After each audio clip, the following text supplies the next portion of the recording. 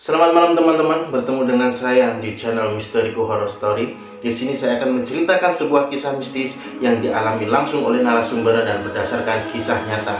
Mau tahu bagaimana cerita selengkapnya? Terus ikuti channel Misteriku Horror Story. Sebelum kita memasuki cerita, jangan lupa untuk like, comment, dan subscribe channel ini. Ayo kita bangun channel ini bersama-sama supaya channel ini bisa lebih berkembang dan lebih banyak lagi cerita-cerita mistis yang akan saya ceritakan untuk kalian untuk menemani malam kalian. Dan jangan lupa juga untuk menyalakan tombol lonceng notifikasinya supaya kalian tidak ketinggalan cerita-cerita yang baru yang tentunya tidak kalah horor daripada cerita-cerita yang sebelumnya. Oke, langsung saja kita masuk ke dalam cerita. Cerita ini berkisah tentang seorang karyawan yang bekerja di salah satu tempat pengisian bahan bakar atau SPBU di kota Jombang. Karena ucapan dan keberanian dia yang sangat besar membuat dia sembrono dalam bercanda. Dan akhirnya dia harus menerima sebuah risiko yang mungkin dia tidak akan bisa lupakan seumur hidupnya. Panggil saja narasumber kita ini Agus. Jadi si Agus ini sehari-hari berprofesi sebagai karyawan operator di tempat pengisian bahan bakar umum atau SPBU di kota Jombang. Kisah ini dimulai pada awal tahun 2017. Pada hari itu kebetulan dia dapat shift malam. Karena saat itu bertepatan dengan musim hujan, akhirnya si Agus lebih sering berangkat lebih awal. Hal ini dia lakukan supaya dia tidak terlambat untuk bekerja. Karena jarak antara rumah dan tempat dia bekerja lumayan cukup jauh. SPBU tempat Agus bekerja kebetulan buka 24 jam. Dan pembagian shift atau jam kerja terbagi menjadi 3, yaitu shift pagi, shift siang, dan shift malam. Shift pagi dimulai pukul 6 pagi dan selesai pada pukul 2 sore. Dan shift sore pukul 2 sore dan selesai pada pukul 10 malam. Dan shift malam dimulai pada pukul 10 malam dan selesai pada pukul 6 pagi. Waktu itu si Agus berangkat seperti biasa. Karena pada saat itu hujan sudah lebih dulu turun pada waktu siang hari, akhirnya dia sampai ke tempat kerja lebih awal. Akhirnya si Agus menyempatkan diri untuk pergi ke warung sebelah untuk ngopi-ngopi. Sambil menikmati kopinya, si Agus berbincang-bincang atau ngobrol panjang sama si pemilik warung. Kebetulan si Agus sama si pemilik warung ini sudah kenal. Si pemilik warung mengatakan bahwasanya tadi sore ada kecelakaan tepat di depan SPBU. Di sini sering mas terjadi kecelakaan tunggal. Kalau nggak tiba-tiba terpleset, ya ngantuk. Kalau nggak gitu ya katanya sering ada orang yang tiba-tiba nyebrang. Padahal tidak ada orang yang nyebrang sama sekali. Tapi kata orang pintar yang ada di sini, di depan situ emang jalanannya makhluk halus juga mas. Si Agus yang pemberani, yang tidak punya rasa takut, tidak mempercayai hal-hal yang semacam itu. Dia lebih percaya sama hal-hal yang bisa diterima oleh akal sehat. Oh anak bu, hari gini kok percaya sama yang namanya hantu? Negara sebelah sudah sibuk ngurusin roket ke bulan, malah di sini bahas tahayul. Zaman Belanda lagi. Palingan itu jatuh, soalnya jalanan licin habis hujan. Kalau masalah lihat orang yang tiba-tiba nyebrang, biasanya itu ngantuk, nggak konsen, akhirnya lihat aneh-aneh, ya kayak semacam halusinasi gitulah. Udah bu, ini saya kopi 1 sama gorengan 3 berapa? Ini udah mau waktunya kerja saya. Dan si Agus ini pun bekerja ditemani oleh satu satpam. Satpam ini memang ditugaskan untuk menemani pegawai yang mendapat jatah shift malam. Panggil saja satpam kita ini si Budi. Pukul 11 SPBU terlihat agak sedikit sepi. Di sela-sela pekerjaannya, si Agus ini menceritakan apa yang dia obrolkan sama si pemilik warung tadi kepada si Budi. Dan si Budi pun mengiyakan apa yang dikatakan oleh si pemilik warung. Budi pun juga bercerita tentang kejadian-kejadian aneh yang dia alami selama dia bekerja di SPBU. Mulai dari mendengar suara perempuan menangis, Ada perempuan di area pekarangan belakang atau benda yang tiba-tiba jatuh sendiri. Kebetulan si Budi ini bisa terbilang satpam senior. Dia sudah bekerja selama 3 tahun di SPBU. Sedangkan si Agus ini masih terbilang karyawan baru, kurang lebihnya sekitar 5 bulan dia baru bekerja di SPBU. Si Budi bilang bahwasanya Agus memang tidak percaya hal-hal yang semacam itu karena memang belum waktunya bertemu. Kalau nanti sudah ada apes, baru nanti dia akan ketemu, kata Budi sambil tertawa. Lalu si Agus ini berkata dengan sombongnya, kalau memang hantu itu benar-benar ada, coba nanti muncul di depan saya. Kalau nanti hantunya laki-laki, saya akan jadikan teman. Tapi nanti kalau hantunya perempuan, nanti saya akan jadikan pacar. Lalu si Budi pun menegur si Agus untuk lebih hati-hati jika bercanda, apalagi bercanda tentang hal-hal yang berbau mistis atau yang berbau gaib. Tapi sayangnya pada saat itu si Agus tidak menghiraukan kata-kata si Budi. Pada malam itu suasananya sangat dingin, tidak sama seperti biasanya. Kondisi SPBU yang biasanya malam pun masih ramai, tapi sepi pada saat itu. Dan tidak selang beberapa lama gerimis pun datang. Si Budi meminta izin kepada si Agus untuk beristirahat sebentar di musola. Dan si Budi pun pergi ke musola meninggalkan Agus yang berjaga sendirian. Suasana yang sepi dan cukup dingin, tidak butuh waktu lama untuk membuat si Budi ini tertidur di musola. Dan tidur si Budi terganggu oleh suara keran di dalam kamar mandi yang tiba-tiba menyala. Kebetulan lokasi musola dan toilet itu berdekatan atau bisa dibilang mepet. Jadi suara yang ada di toilet bisa terdengar sampai ke musola. Si Budi pun sempat terbangun oleh suara itu. Namun si Budi lebih memilih untuk tidur lagi dan melanjutkan istirahatnya di musola. Lama-lama suara itu pun berhenti. Namun tak selang lama suara itu pun terdengar lagi, yaitu suara keran yang dinyalakan. Tidak sama seperti suara sebelumnya yang kali ini suaranya seperti keran yang sedang dimainkan. Keran kamar mandi dibuka, ditutup beberapa kali.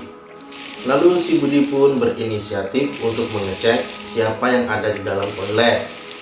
Lama si Budi menunggu di depan pintu toilet, suara keran air tetap dimainkan oleh seseorang yang ada di dalam kamar kecil.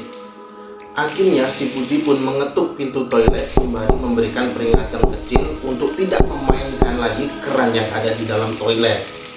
Seketika itu suara keran air sudah tidak terdengar lagi. Lalu si Budi kembali ke musola untuk melanjutkan istirahatnya.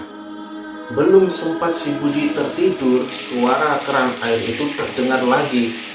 Dengan keadaan yang mengantuk bercampur kesal, si Budi langsung menghampiri toilet. Pada saat itu, si Budi berpikir bahwa ini adalah kerjaannya si Agus. Si Budi yakin bahwasanya Agus memang sengaja menakut-nakuti si Budi.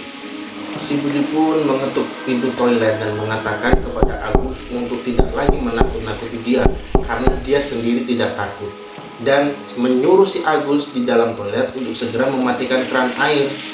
Dan seketika itu juga suara di dalam kamar mandi itu berhenti. Dan si Budi tambah yakin bahwa yang di dalam itu memang Agus yang sengaja mengerjai atau menakut-nakuti si Budi. Karena kejadian itu, si Budi tidak lagi mengantuk, rasa ngantuknya tiba-tiba sudah hilang, dan dia memilih untuk kembali ke SPBU.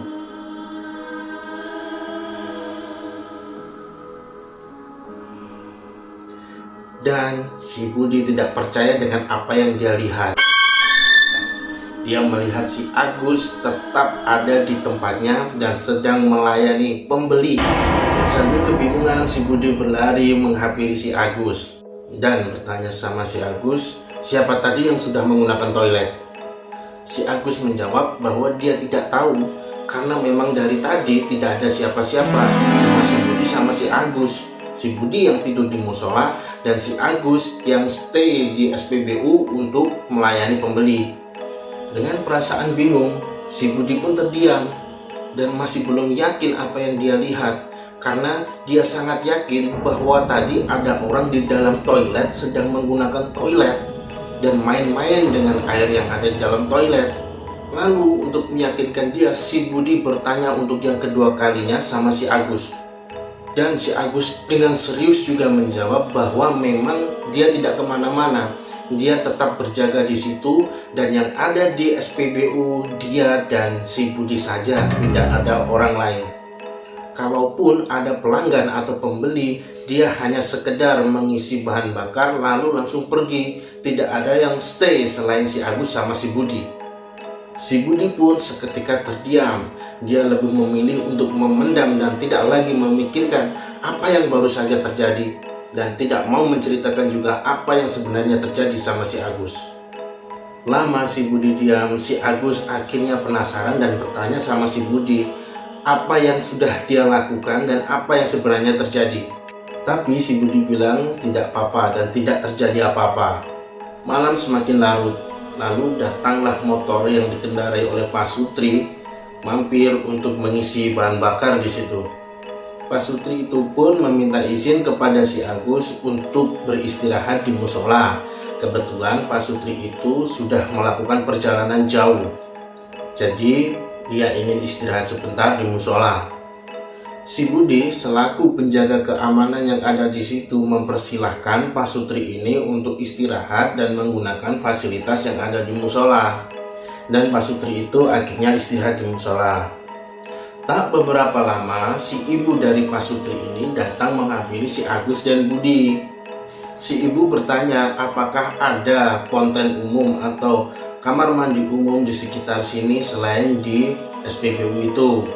Lalu sontak si Budi dan si Agus kaget. Mengapa si ibu ini bingung mencari toilet lain sedangkan toilet di SPBU sedang kosong? Si Budi pun bertanya pada si ibu. Lah Bu, Ibu kenapa cari toilet lain?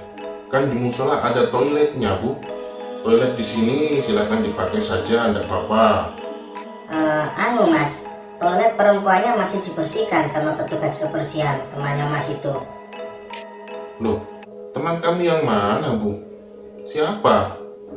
Ya enggak tahu Mas, dari tadi kamar kecilnya tertutup dan ada suara orang yang sedang membersihkan kamar mandi. Suaranya sedang ikat lantai Mas.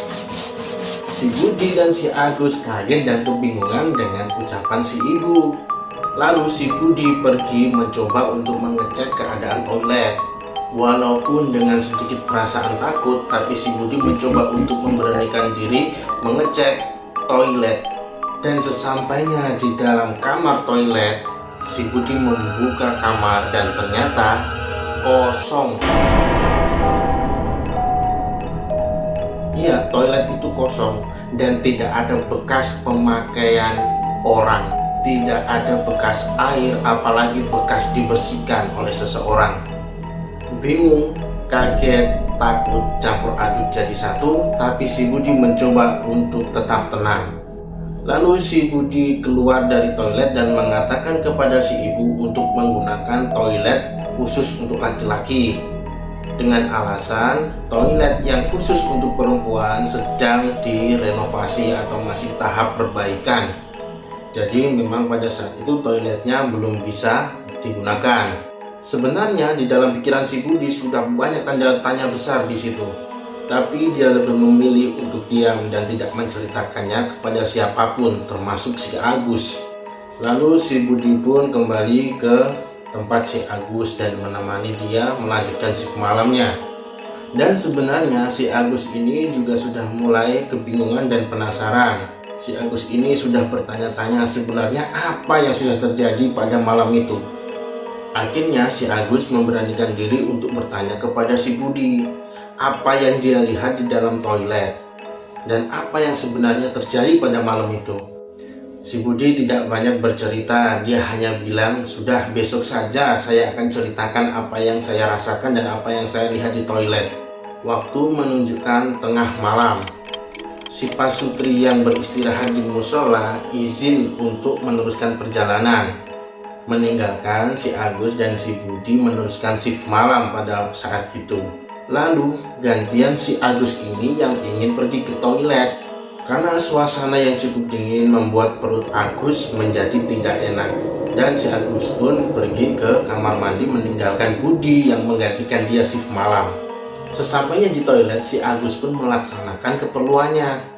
Belum lama dia di dalam toilet, terdengar suara ketukan 3 kali dari arah pintu. Suara ketukan yang tidak cukup terdengar dengan jelas membuat Agus harus diam dan mendengarkan secara seksama. Semakin dia dengarkan, ternyata benar ada suara ketukan dari luar. Lantas si Agus pun dengan refleks menjawab bahwa di dalam situ masih ada dia. Dan seketika suara ketukan itu pun berhenti. Lalu tak serang beberapa lama terdengar lagi suara ketukan. Kali ini diiringi ada suara tawa kecil.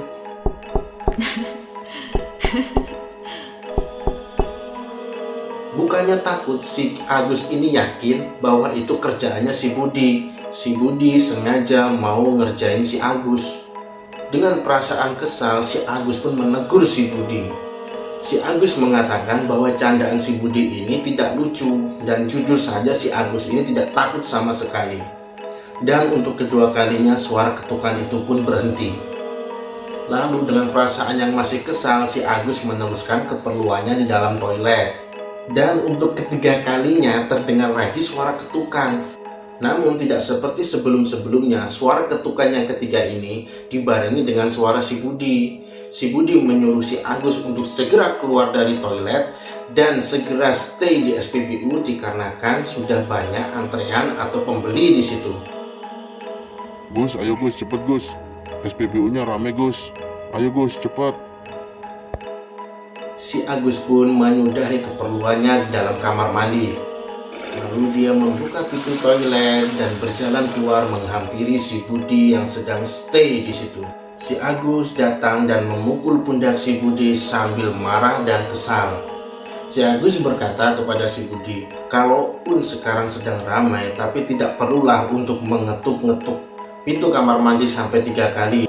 Si Budi pun bingung dengan apa yang dikatakan sama si Agus. Budi mengatakan bahwa dia dari tadi tidak kemana-mana, tetap stay di situ. Dan dia tidak pernah menyuruh si Agus untuk menyudahi kegiatannya di kamar mandi karena SPBU sedang ramai. Karena pada saat itu SPBU sedang sepi, tidak ada siapapun. Si Agus pun mengelak karena dia yakin bahwa tadi si Budi datang ke dalam kamar mandi mengetuk-ngetuk pintu dengan suara yang jelas mengatakan bahwa Agus harus membantu dia melayani pembeli yang pada saat itu sedang ramai. Dan si Budi pun kembali membantah karena dia yakin dari tadi dia tidak kemana-mana, dia hanya stay di situ menunggu pembeli. Situasi malam itu membuat mereka menjadi kebingungan sekaligus penasaran. Si Budi sudah mulai merasa agak takut. Berbeda sama si Agus ini justru makin penasaran dan ingin mencari tahu apa yang sebenarnya terjadi malam ini. Jam menunjukkan pada pukul 2 dini hari. Kejadian demi kejadian aneh yang baru saja terjadi membuat Agus tidak bisa berhenti untuk memikirkan itu. Dan masih penasaran dengan kejadian-kejadian ganjil yang barusan dia alami. Dan lagi-lagi dari kejauhan terdengar suara toilet yang dinyalakan. Kali ini mereka berdua mendengar. Si Budi dan si Agus mendengar ada orang yang menyalakan keran di dalam toilet. Si Budi melarang si Agus untuk melakukan pengecekan ke toilet. Karena si Budi merasa bahwa malam-malam ini memang malam berbeda daripada sebelumnya. Gus, udah gak usah dicek. Kita pura-pura gak dengar aja. Kayaknya malam ini apes deh kita. Itu saja ya Mas Budi. Ini pengalaman saya pertama kali kayak gini. Sebenarnya merinding juga sih. Tapi ya saya juga penasaran. Soalnya jujur saya nggak percaya mas sama hal yang kayak gini. Udah Gus, jangan cari masalah Gus. Udah jelas gak beres, masih saja kamu tantangin. Kalau mau cari masalah, jangan sama saya Gus. Saya nggak mau lah terlibat sama masalah-masalah yang kayak gini. Alah, enggak kok mas. Itu aja kok takut. Kalau aku sih lebih ke penasaran daripada takut, Mas. Ya udah, terserah kamu aja. Kalau ada apa-apa jangan libatkan saya, Gus. Lalu si Agus pun mencoba untuk mengecek keadaan toilet saat itu.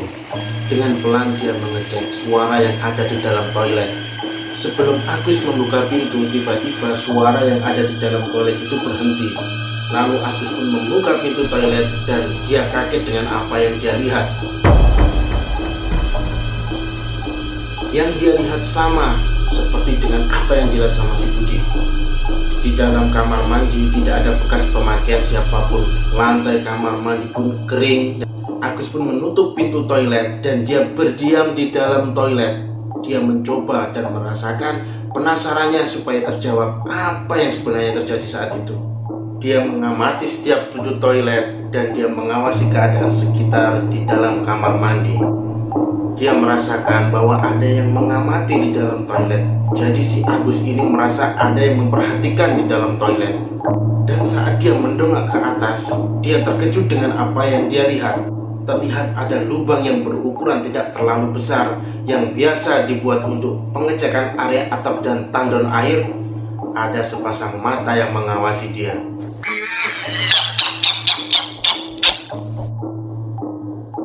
Terlihat mata yang lebar dengan senyum yang sangat menyeramkan. Dengan sengaja arah tatapan mata itu mengarah ke Agus. Seakan-akan tatapan itu menunjukkan eksistensinya dan keberadaan makhluk tersebut.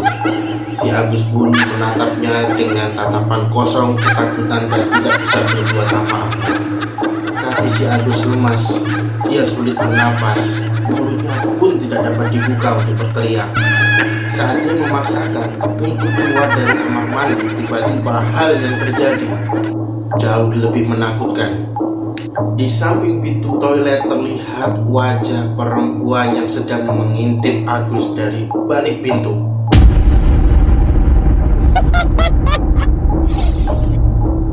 Dengan senyumnya yang menakutkan, wanita itu hanya diam mengawasi si Agus dari balik pintu yang mukanya hanya terlihat separuh. Dan si Agus pun hanya bisa berdoa di dalam hati pada saat itu.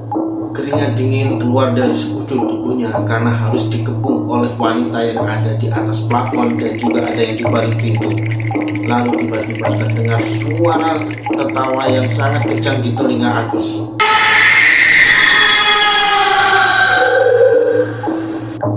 Dan Agus pun berteriak kencang dan didengar oleh si Budi yang pada saat itu sedang berjaga. Pada saat itu kebetulan si Budi sedang melayani seorang pembeli dan mendengar suara teriakan dari dalam toilet si Agus. Dan si Budi dan si pembeli itu mendengar teriakannya, mencoba untuk berlari ke toilet menolong si Agus. Dan di saat si Budi mencoba untuk masuk ke dalam toilet, dia sudah melihat si Agus dengan tatapan kosong, nafasnya yang tidak beraturan, terjatuh di lantai dengan keadaan kaku. Akhirnya si Agus digotong oleh si pembeli dan si Budi ke musola. Budi segera menelpon si manajer kantor, tapi sayangnya karena memang pada saat itu situasinya dini hari, telepon dari Budi tidak ada yang mengangkat. Lalu pergilah si Budi memakai motor si pembeli tadi untuk ke rumah manajer mencari pertolongan. Si Budi pun kembali dengan si manajer, sedangkan si pembeli tadi menunggu si Agus yang belum sadar di musola. Si manajer meminta kepada si Budi dan si pembeli untuk berdoa, sedangkan si manajer mengusap wajah si Agus yang masih ketakutan dan belum sadar itu sembari membacakan doa. Akhirnya perlahan nafas si Agus pun kembali teratur. Tubuhnya yang tadinya kaku sudah menjadi lemas dan matanya tadi sudah tidak lagi kosong. Dan malam itu akhirnya SPBU dijaga oleh si manajer dan si Budi. Tak lama berserang terdengarlah suara adzan subuh. Allahu Akbar, Allahu Akbar. Si manajer menyuruh si Agus untuk tetap istirahat di musola. Agus baru berani menceritakan apa yang dia alami 1 minggu setelah kejadian. Akhirnya si Agus percaya bahwa ada makhluk lain di sekitar dia dan ada dunia lain yang dia tidak ketahui. Dari sini kita bisa menarik pelajaran bahwasanya menjaga ucapan dan adab adalah kunci utama bagi kita yang hidup berdampingan dengan makhluk yang kasat mata. Oke teman-teman, itulah akhir cerita dari narasumber. Bagi teman-teman yang ingin menceritakan kisah mistisnya, silahkan kirimkan cerita kalian ke email yang ada di deskripsi di bawah. Jangan lupa kirimkan detail dari ceritanya dan juga foto lokasi di mana tempat kejadian itu terjadi. Terus ikuti channel Misteriku Horror Story untuk mewarnai malam-malam kalian supaya lebih menyeramkan. Saya ingatkan lagi, jangan lupa like, comment, dan subscribe supaya saya lebih semangat lagi untuk mencari narasumber dan lebih banyak lagi cerita mistis yang akan saya ceritakan untuk kalian. Terus ikuti channel Misteriku Horror Story selanjutnya.